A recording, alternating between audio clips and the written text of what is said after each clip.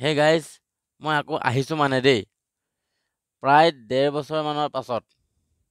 1.5 বছৰতকৈ বেছি হ'লেও কম নহয়। কিন্তু যেনেকৈ কামবেক কৰিম ভাবিছিলোঁ, ঠিক তেনেকৈ কামবেক কৰিব নোৱাৰিলোঁ।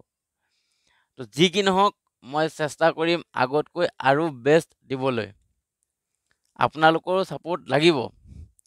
মই 1.5 বছৰ দিন ইউটিউবত একো কাম কৰা নাই, একো ভিডিঅ' আপলোড কৰা নাই, মানে মই নাই আৰু চিধা কথা কৈ দিওঁ, মই নাই। কিন্তু মই আকৌ কামবেক কৰিছোঁ 1.5 বছৰৰ পাছত। এই 1.5 বছৰ দিন মই ক'তো পলাই যোৱা নাই, বা মই এনেকৈ ক'ব পাৰোঁ মই হাৰি যোৱা নাই।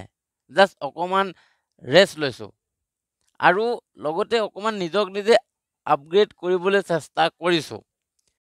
অকণমান ৰেষ্ট লৈছোঁ। ঠিক আপোনালোকেও সেইটোৱে কৰিব পাৰে।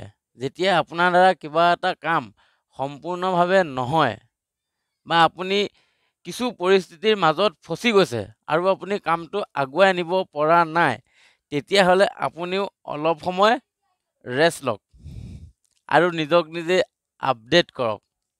আৰু যিটো কাম আৰম্ভ কৰা হৈছিল, সেইটো কাম শেষ নোহোৱালৈকে তাৰ পাছত লাগি যাওক, যিটো মই এতিয়া কৰিছোঁ।